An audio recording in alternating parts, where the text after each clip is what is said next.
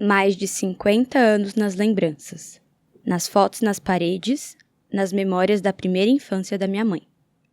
40 anos depois do fim da ditadura militar brasileira, o governo reconhece a causa da morte do meu tio-avô, Wilson Silva. Wilson, presente. Praça da República, São Paulo, 22 de abril de 1974. Na hora do almoço, meu tio-avô e sua esposa foram pegos pelo governo e levados até a Casa da Morte, em Petrópolis.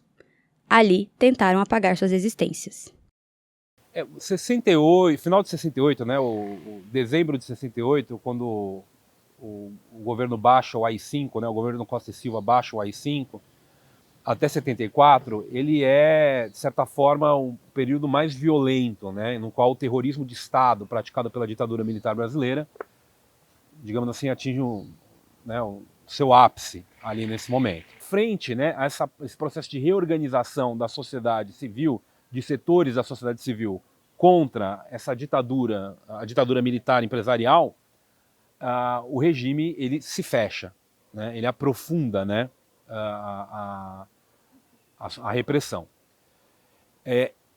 Esse aprofundamento, ele, de certa forma, acaba levando com que esses grupos, né, que vêm se formando ou vêm se reformulando na oposição à ditadura desde 64, façam a opção pela luta armada.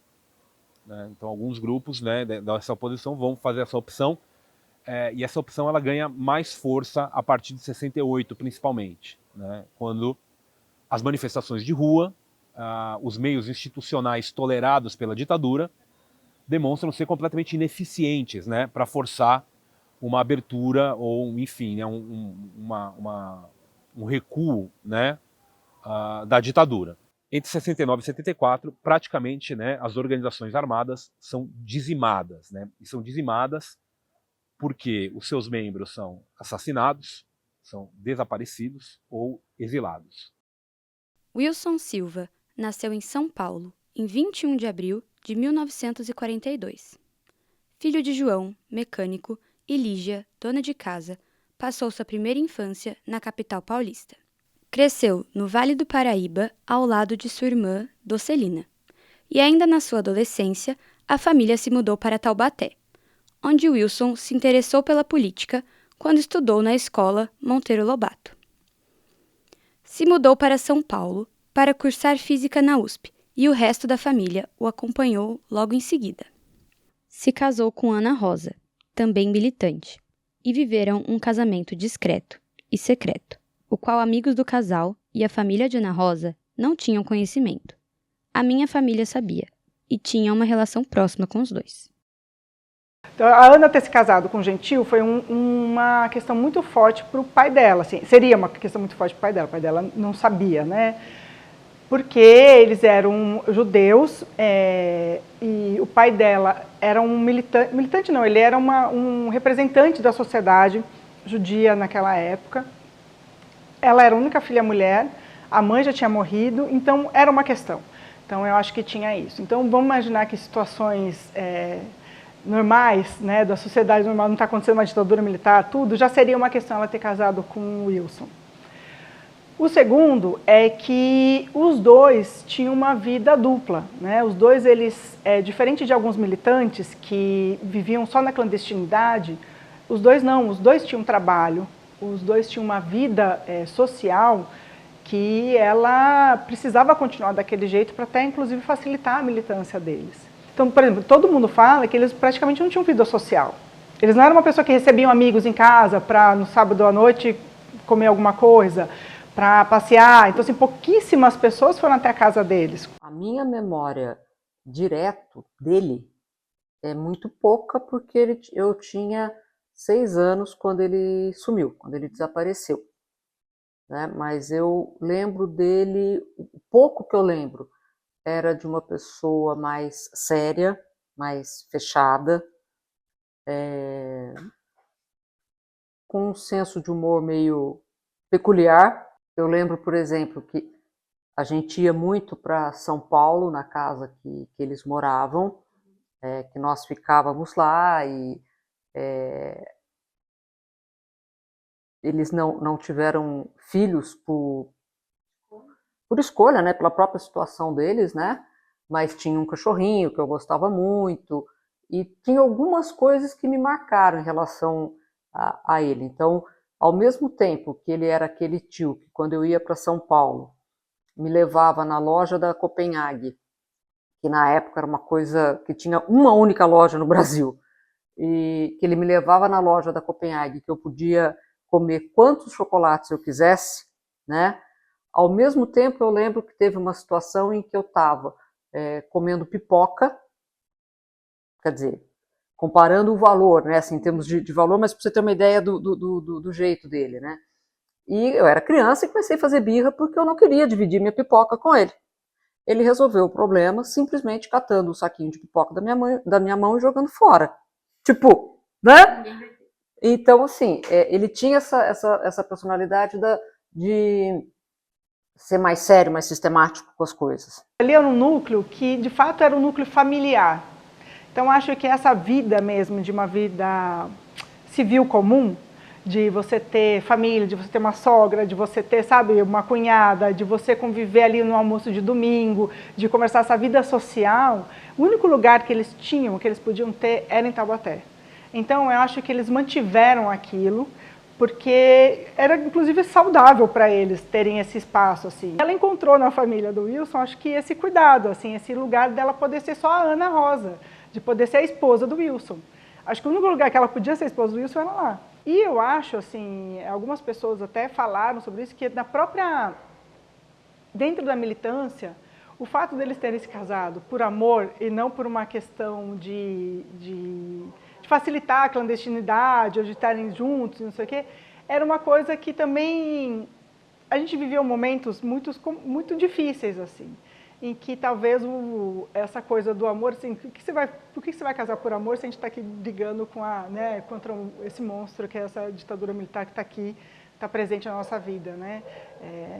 Será que é o momento, né, disso? Então, eu acho que eles também se protegeram da própria militância, assim, no sentido de não dar visibilidade para o casamento deles, assim. Então, era um casamento que não era um casamento por conveniência, de nenhuma maneira, era um casamento real, mas que ele só podia ser vivido na plenitude, provavelmente dentro da casa deles, né, na intimidade, e quando eles estavam no interior. Assim. Nós somos colegas de faculdade.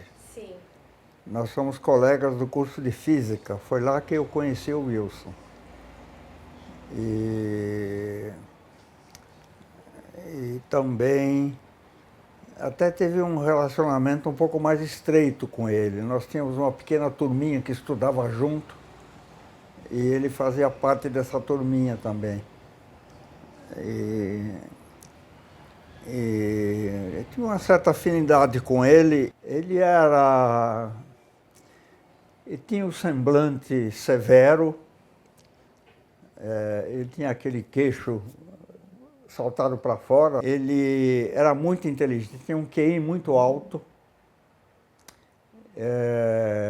caladão, não era um cara de fazer piada, brincadeira, nem nada, uma pessoa muito séria.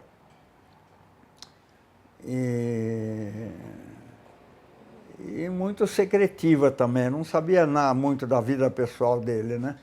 Ele era muito obcecado com a política, praticamente vidrado na atividade política, vivia só para aquilo, mas isso eu só percebi depois, né? Eu lembro da minha avó comentando que muitas vezes ele estava com material do partido, ele tinha eu lembro de um mimeógrafo, você nem deve saber o que é isso, né?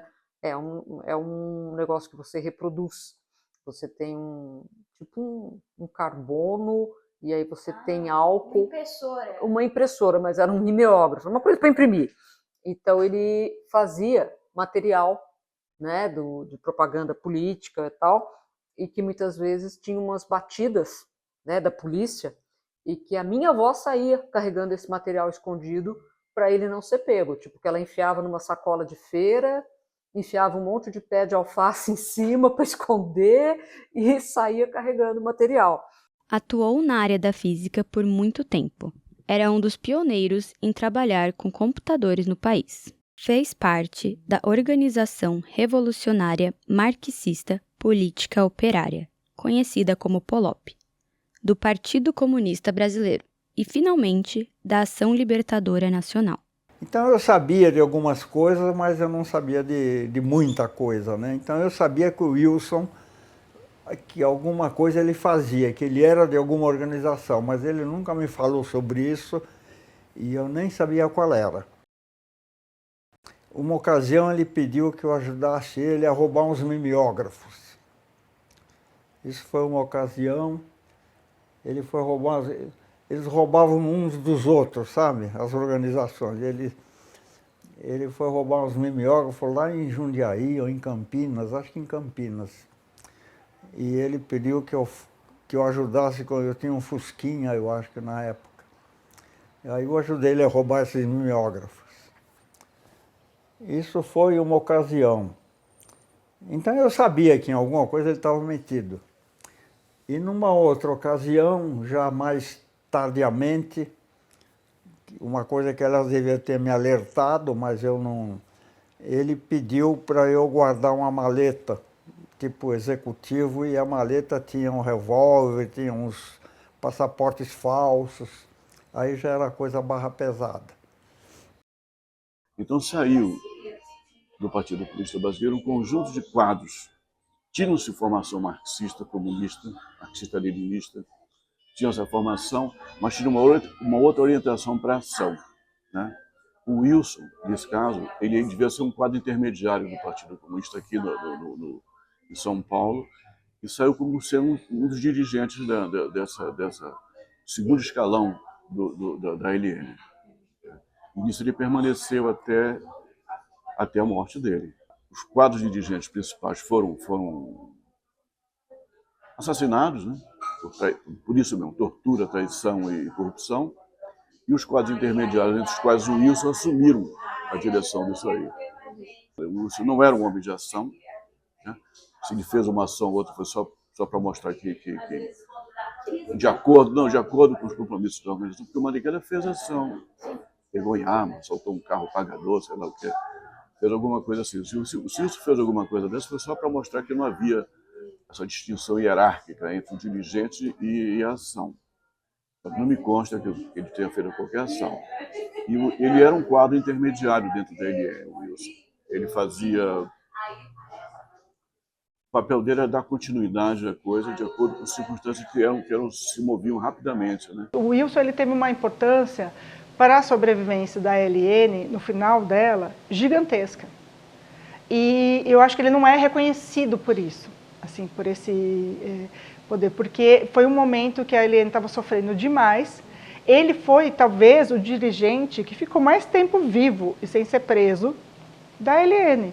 Os outros todos caíram antes, não só no tempo, mas ficaram pouco tempo ali. E ele conseguiu, talvez até por conta dessa inteligência dele, dessa astúcia, de ser tão reservado, ele conseguiu permanecer mais tempo. Então, assim, se ele está desde 69 até 74, foram quase 5 anos que ele conseguiu manter, nos piores anos da ditadura militar.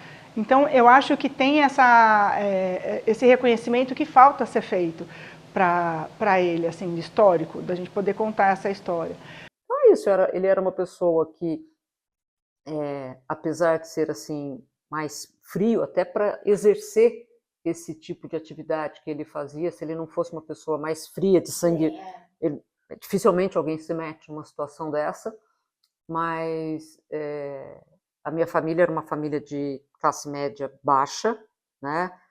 Meu avô era aposentado, já tinha bastante idade, minha avó dona de casa, minha mãe era professora, nós tínhamos uma vida ok, mas sem nenhum luxo, né? Então, por exemplo, meu tio ele não nos sustentava.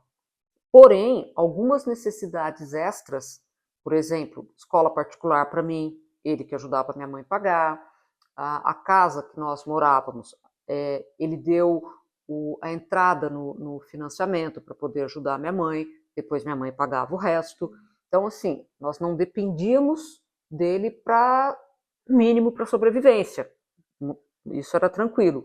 Mas para algumas coisas extras, né, vamos dizer assim, lógico que eu poderia muito bem estudar numa escola pública, mas se ele tinha condições de me pagar uma escola particular na época, entendeu? Então, tinha isso também, né?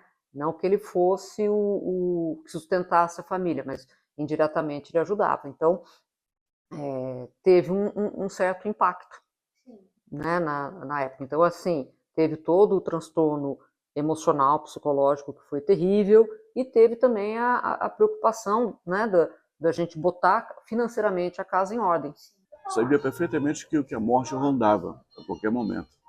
E com a morte deles também o fim da organização. E com a morte dele, o fim da organização, foi de um projeto que eles participaram, foi o Elementos Ativos, trouxeram outras pessoas que foram mortas também. E não era uma coisa amarga, né? Porque ele vivia isso, eu me lembro que ele era um grande bebedor de Steinheger.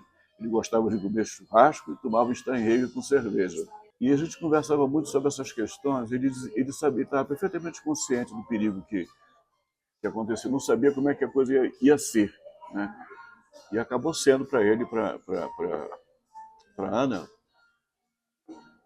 de uma das formas mais perversas que fizeram aqui, que eram, em vez de torturar e matar nos quartéis e centros de tortura, eles fabricaram, desenvolveram teoria de fazer casas privadas financiadas pelo Estado brasileiro, pelos cidadãos brasileiros, para levar os opositores e liquidar dentro dessas casas.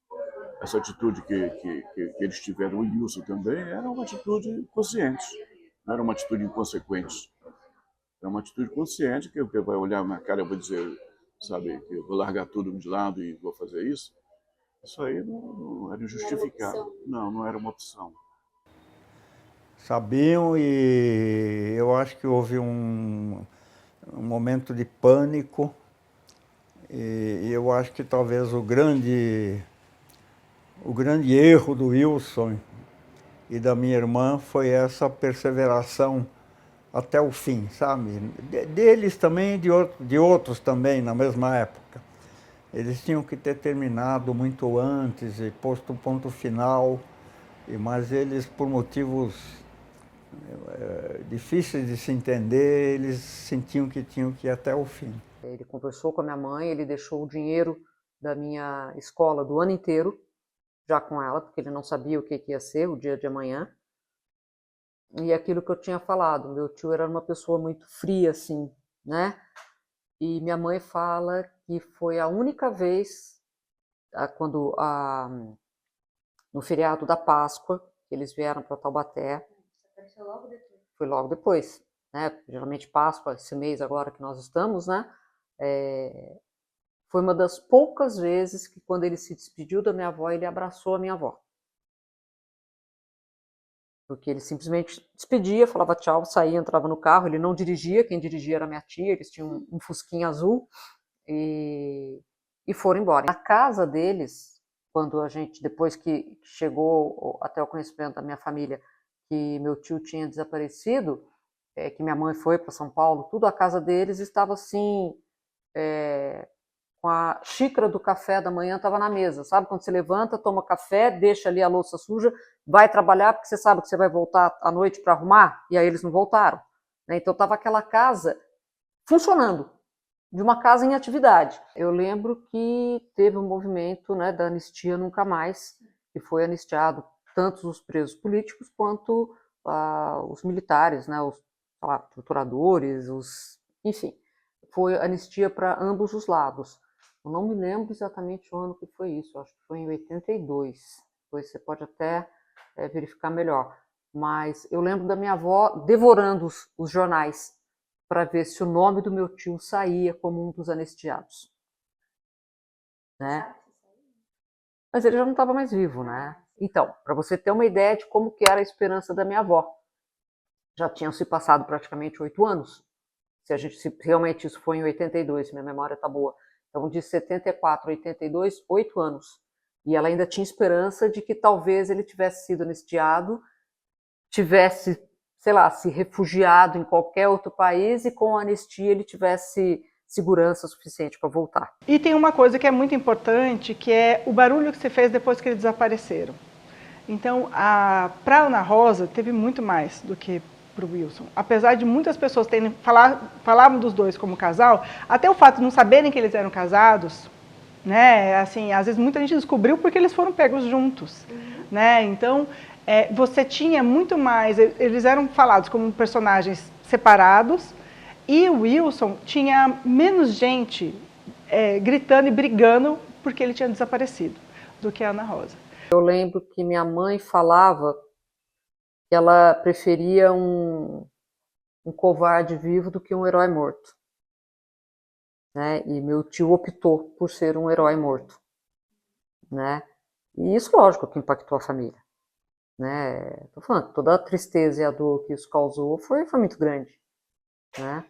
E, enfim, mas tem certas coisas que a gente não determina, né? A escolha do outro a gente tem que aceitar e bola para frente. O que eu lembro é que a minha mãe comentava que por um tempo ela também foi seguida, né? Então não sei se foi um pouco antes do desaparecimento do meu tio ou depois, mas minha mãe falava que teve uma fase em que ela também foi seguida, não sei se sendo uma maneira de tentar indiretamente rastrear o meu tio, ou para ver se minha mãe também não era envolvida na...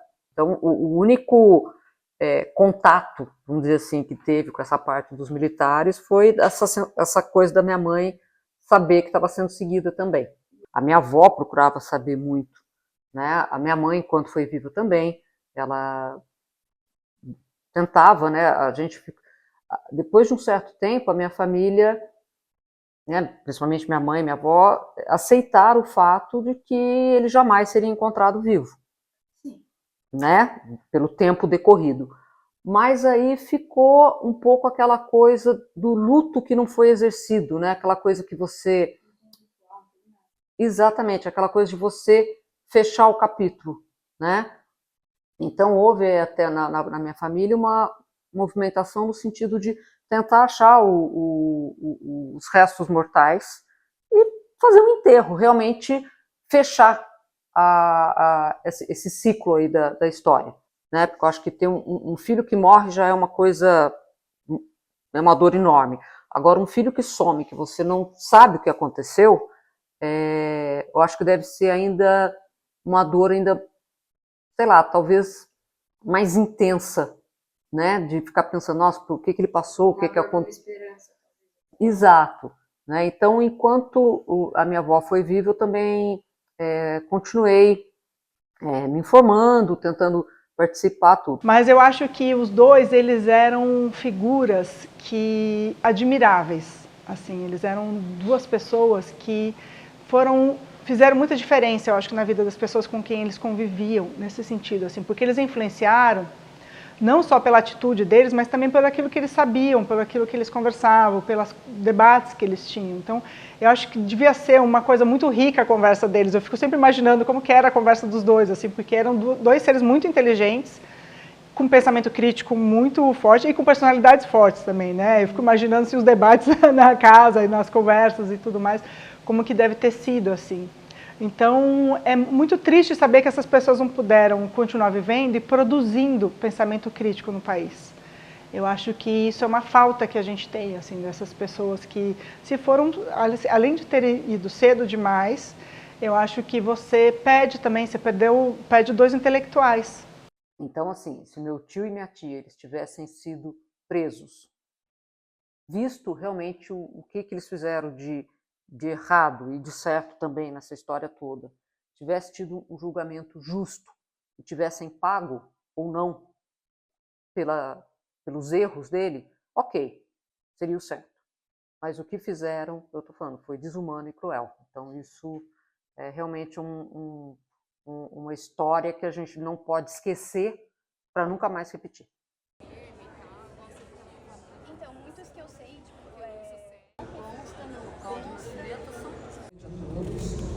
Na verdade, eu só queria agradecer pela competência, pela dedicação, por todo o empenho que vocês tiveram para que a gente pudesse chegar agora nesse momento.